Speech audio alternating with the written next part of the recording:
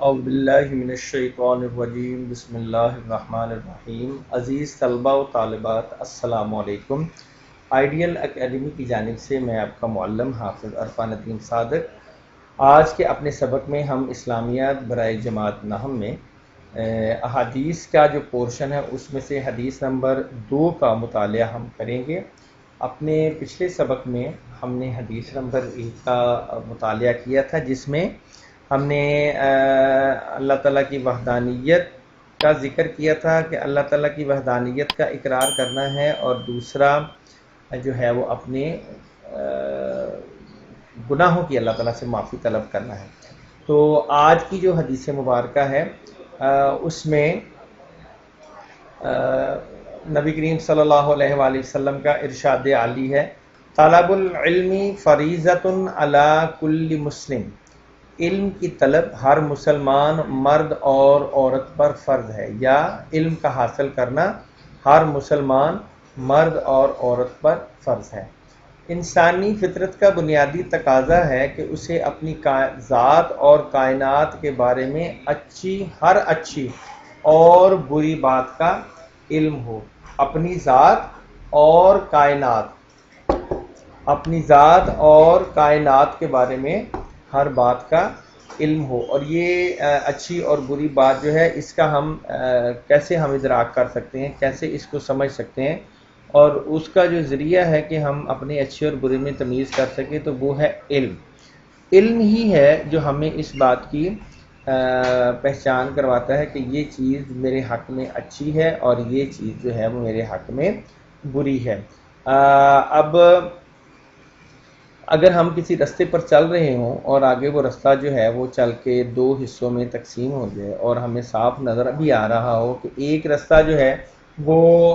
اس پہ پھول ہی پھول بکھرے پڑے ہیں، اور دوسرے رستے کے اوپر ہمیں کانٹے ہی کانٹے اور خاردار جھاڑیاں جو ہے وہ نظر آ رہی ہیں، تو ہماری عقل جو ہے وہ اب اس بات کا جو ہے وہ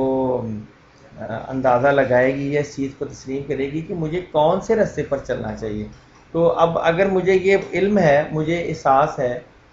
میں کہیں پڑھ چکا ہوں کہ پھول جو ہیں وہ آسائش و آسانی کے لیے ہیں، جبکہ کانٹے جو ہیں وہ تکلیف اور مصیبت کا اظہار کرتے ہیں، تو اس کا نتیجہ کیا نکلے گا کہ ہم جو ہے وہ اس کے نتیجے میں اپنے اچھے رستے کو انتخاب کریں گے، اور ہم جو آسانی والا رستہ ہے اس کی طرف چلیں گے۔ تو یہ چیز جو ہے اس کا ہم ادراک کس طرح سے کر سکتے ہیں؟ اس کا ادراک ہم صرف اپنے علم کی بدولت جو ہے، علم کے بلبوتے پر کر سکتے ہیں۔ اچھا، علم کے بغیر نہ تو انسان دنیا میں ترقی کر سکتا ہے اور نہ ہی اپنے خالق و مالک کا قرب حاصل کر سکتا ہے۔ یعنی اس بات میں، اس لائن میں ہمیں 2 چیزیں جو ہیں، دنیاوی اور اخروی، ان 2 چیزوں کا بتایا جا رہا ہے کہ علم کے ذریعے ہی ہم دنیا میں ترقی کر سکتے ہیں۔ دیکھیں، ہم پڑھتے ہیں، پہلی جماعت سے پڑھنا شروع کرتے ہیں، پھر 9 10 11 12 11ویں 12ویں، یہ تمام کلاسیں جو ہیں وہ ہم پڑھتے چلے جاتے ہیں، اور آخر ایک جگہ پر پہنچ کر ہم اپنی زندگی کا مقصد جو ہے وہ حاصل کر لیتے ہیں کہ میں نے ڈاکٹر بننا تھا، میں نے انجینئر بننا ہے، تو ہم وہ مقصد جو ہے وہ اپنی دنیاوی تعلیم کے ذریعے حاصل کر لیتے ہیں۔ جبکہ اپنے خالق اور مالک کا قرب ہم کیسے حاصل کرتے ہیں؟ وہ جناب ہم اپنے خالق اور مالک کا قرب جو ہے وہ اللہ تعالیٰ کی عبادت کر کے، اللہ تعالیٰ کے بتائے ہوئے رستے پر چل کے، نبی کریم صلی اللہ علیہ وآلہ وسلم کے بتائے ہوئے جو رستہ ہے اس پر چل کے ہم اللہ تعالیٰ کا جو قرب ہے وہ حاصل کر سکتے ہیں۔ اور وہ قرب کیا ہے، وہ رستہ کیا ہے کہ ہم 5 وقتہ نماز جو ہے وہ ادا کریں، اور جتنے ہمارے زندگی کے معمولات ہیں ان کو ہم اللہ تعالیٰ کے احکامات کے تابع کر دیں۔ تو اس کا نتیجہ کیا نکلے گا کہ ہم جوں اللہ کی طرف قدم اٹھائیں گے تو اللہ بھی ہماری طرف قدم بڑھائے گا، اور اس کا نتیجہ کیا نکلے گا کہ ہم اپنے خالق و مالک کا جو ہے وہ قرب حاصل کر لیں گے۔ پھر ہمیں دنیاوی جمیلوں کی ضرورت جو ہے وہ نہیں رہے گی۔ تو یہ سارے کا سارا سلسلہ جو ہے وہ کس چیز پر انحصار کرتا ہے؟ صرف اور صرف تعلیم پر۔ انسان کی اسی بنیادی ضرورت کے پیش نظر حضور اکرم صلی اللہ علیہ وآلہ وسلم نے اس حدیث میں علم کا حاصل کرنا ہر مسلمان مرد اور عورت پر لازمی قرار دیا ہے، جبکہ ہمارے ملک میں لڑکوں کے مقابلے میں لڑکیوں کی تعلیم کا تناسب نصف ہے۔ لڑکیوں کے مدارس کی تعداد بھی آدھی ہے۔ نبی پاک صلی اللہ علیہ وسلم نے آج سے 1450 سال پہلے یہ بات بتلا دی تھی کہ علم جو ہے وہ مرد اور عورت دونوں حاصل کریں گے، دونوں پر اس کا حاصل کرنا جو ہے وہ فرض قرار دیا گیا ہے۔ مگر آج سے کوئی 20-25 سال پہلے تک جو میں نے اگلی لائن پڑھی کہ لڑکوں کے مقابلے میں لڑکیوں کی تعلیم کا تناسب نصف ہے، آج سے 20-25 سال پہلے تک ایسا سلسلہ تھا، مگر اگر ہم آج کا وقت دیکھیں، آج کا دور دیکھیں تو لڑکیاں جو ہیں وہ لڑکوں کے ساتھ کھلی مقابلہ تعلیمی میدان میں ہمیں کرتی ہوئی نظر آتی ہیں۔ اور اگر ہم پچھلے ماضی کے چند سالوں کے جو رزلٹ ہیں مختلف کلاسز کے، 9th-10th ہو گئی، 11ویں-12ویں ہو گئی، اس کا اگر ہم رزلٹ دیکھیں تو ہمیں لڑکیاں جو ہیں وہ نمایاں پوزیشن حاصل کرتی ہوئی نظر آتی ہیں۔ تو اس حوالے سے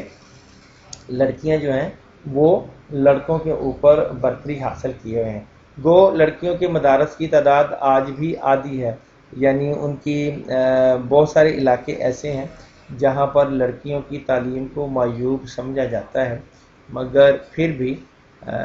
وہاں بھی علم کا چراغ جو ہے وہ روشن ہو چکا ہے، اور وہاں ان علاقوں میں بھی اب خواتین لڑکیاں جو ہیں وہ مختلف انداز میں اپنی تعلیم حاصل کر رہی ہیں۔ حضور اکرم صلی اللہ علیہ وآلہ وسلم کے ارشاد گرامی پر عمل کے لیے ضروری ہے کہ ہم لڑکیوں کی تعلیم و تربیت پر بھی پوری طرح توجہ دیں تاکہ کوئی بچی ان پڑھ اور جاہل نہ رہے۔ تاکہ کوئی بچی ان پڑھ اور جاہل نہ رہے تو مراد یہ ہے کہ اگر بچی خود جو ہے وہ پڑھی لکھی ہوگی تو کل کو جب وہ خود عیالداری میں پڑھے گی، اس کے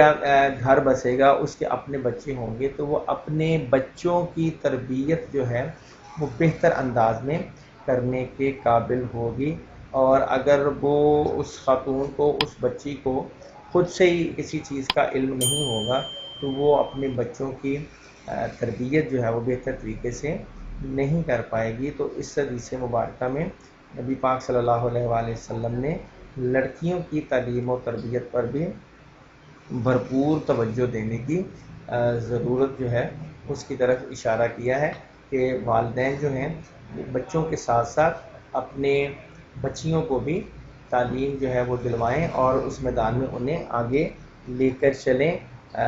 ویسے بھی نبی پاک صلی اللہ علیہ وسلم کے ایک اور ارشاد کے مطابق بچیاں جو ہیں وہ اللہ تعالیٰ کی رحمت ہیں، تو ہمیں ان کو بھی لڑکوں کے شانہ بشانہ تعلیمی میدان میں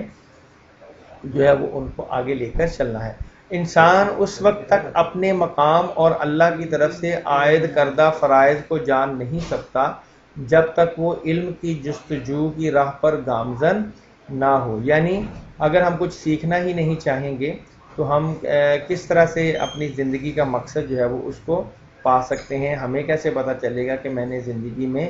یہ کرنا ہے؟ تو یہ سب کچھ کرنے کے لیے ہمیں علم جو ہے اس کے رستے پر چلنا ہوگا۔ ہم جو اللہ تعالیٰ نے ہم پر فرائض عائد کیے ہیں، یعنی یہ ہے کہ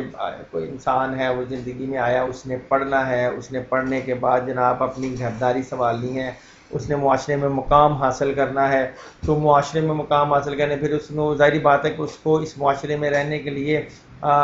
پیسوں کی بھی ضرورت پڑے گی اور سارا کچھ اس طرح کا سلسلہ، تو یہ ساری چیزیں جو ہیں وہ بغیر علم کے وہ حاصل نہیں کر سکتا۔ ہاں ہم یہ بھی یہاں پہ کہہ سکتے ہیں کہ وہ لوگ جو کم پڑھے لکھے ہیں، جو پڑھے لکھے نہیں ہیں، وہ بھی تو اپنا کام کا جو ہنر جو ہے اس کے ذریعے سے دنیا میں یہ ساری چیزیں جو ہیں وہ حاصل کر رہے ہیں، مگر ایک پڑھا لکھا اور ایک کم پڑھا لکھا یا ان پڑھ آدمی جو ہے وہ کبھی بھی برابر نہیں ہو سکتے۔ یہ ان دونوں کو اگر ہم کمپیئر کریں تو جناب پڑھا لکھا آدمی جو ہے وہ زیادہ بہتر اور مفید جو ہے وہ معاشرے کا رکن ثابت ہوگا۔ دوسری بات جو ہے جہاں بیان کی جا رہی ہے یہ ہے کہ قیامت کے دن اللہ تعالیٰ کی عدالت میں اپنے فرائض و ذمہ داریوں کے متعلق جواب دہی کرنی ہے، اس لیے ہر نیکی اور گناہ کا، اچھائی اور برائی کا علم حاصل کرنا بھی ضروری ہے، تب ہی ہم اس دنیا میں کامیاب ہو سکتے ہیں۔ اور یہ سب کس کی بدولت ہو سکتا ہے؟ یہ سب جو ہے وہ ہم علم کے ذریعے حاصل کر سکتے ہیں. یہ تمام چیزیں کہ اگر ہمارے پاس علم ہے تو ہم اپنے اچھے اور برے میں فرق جو ہے وہ محسوس کر سکتے ہیں کہ یہ چیز میرے لیے اچھی ہے, یہ چیز میرے لیے بری ہے, اور یہ میں نیکی کا کام کر رہا ہوں اور یہ میں برائی کا کام جو ہے وہ مسرت کرنے جا رہا ہوں. تو وہ اگر ہمارے پاس علم ہے, اگر علم نہیں ہے تو پھر ہمیں نیکی اور بدی میں کوئی تمیز نہیں رہ جاتی. تو اس کے لیے کیا ہے کہ ہم علم حاصل کریں جہاں تک ممکن ہو سکے. نبی کریم صلی اللہ علیہ وسلم کی ایک حدیث مبارکہ کی روشنی میں علم حاصل کرو ماں کی گود سے لے کے قبر میں جانے تک, یہ اس حدیث مبارکہ کا مفہوم ہے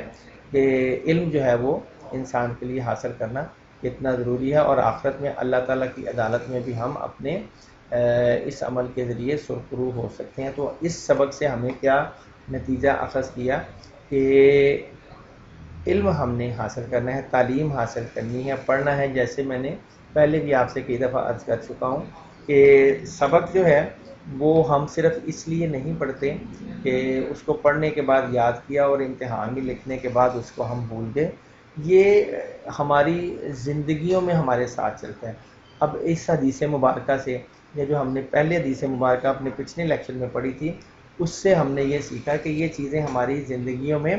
کتنا ان کا عمل دخل ہے, ہمارے لیے کتنی ضروری ہیں. تو ہم ان جو ہے نبی کریم صلی اللہ علیہ وآلہ وسلم کی ارشادات کی روشنی میں اپنی زندگیوں کو ڈھالیں اور آپ صلی اللہ علیہ وسلم کی اطاعت و پیروی کرتے ہوئے علم حاصل کریں. نفع بخش علم جو ہے